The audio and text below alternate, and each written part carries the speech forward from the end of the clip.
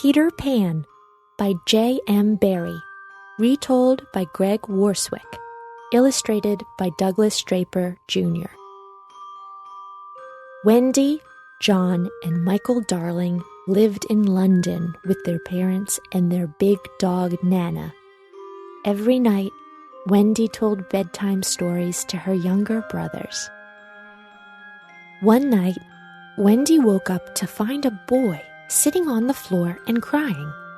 He had bright red hair, carried a toy sword, and was dressed in clothes made of green leaves. "Who are you?" Wendy asked. "And why are you crying?" "I'm Peter Pan," the boy replied. "I'm crying because I've lost my shadow." Wendy found Peter's shadow hiding in a drawer, and she sewed it to the bottoms of his shoes with a needle and thread. "All better," she smiled. Peter was delighted and impressed, and he invited Wendy to come back to Neverland to be his mother and take care of him.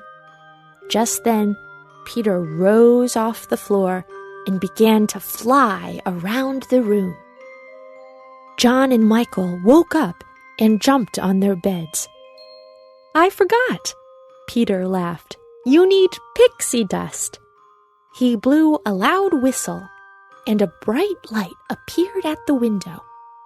When the light came closer and finally landed on Peter's hand, he introduced his fairy friend Tinkerbell, and she shook her magic pixie dust all over Wendy and her brothers.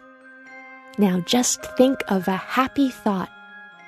They thought hard, and before they knew it, they too were rising off the floor and flying.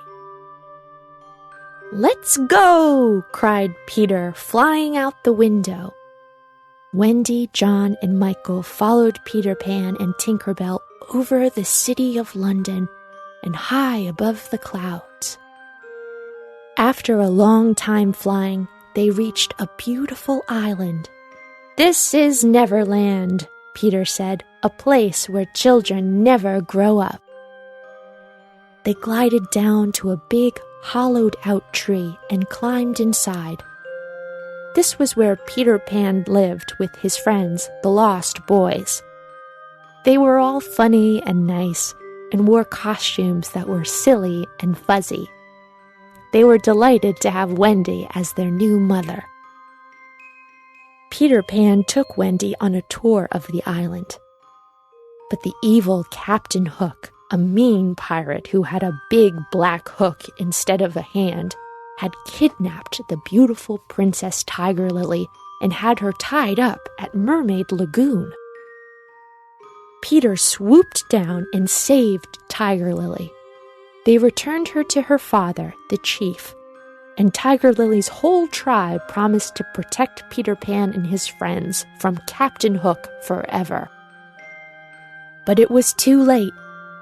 Captain Hook had set a trap, and when Peter and Wendy returned to the treehouse, Hook's pirates captured all the children. Only Peter Pan and Tinkerbell managed to get away by flying out the top of the tree.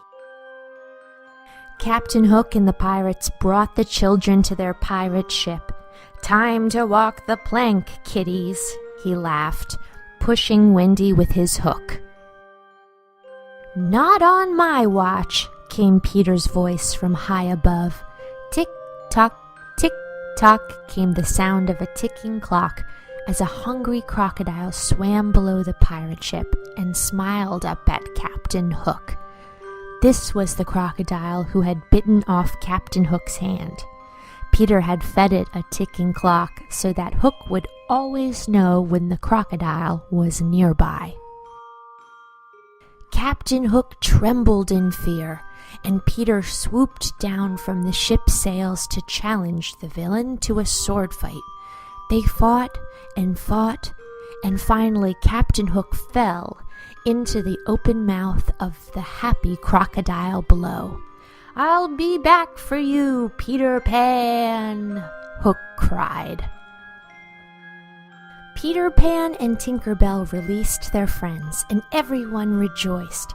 Hooray! But Wendy and her brothers had had a little too much adventure for one day and were feeling very homesick. "We want to go home," they told Peter. "We miss our mother." Peter and Tinker Bell agreed to take them back, and they set out right away. When they arrived back in London, Peter was sad. "If you stay here in London," he frowned, "you'll grow up and forget about me." But when he saw how dreadfully Mrs. Darling missed her children, Peter felt his heart soften and understood why they had to stay.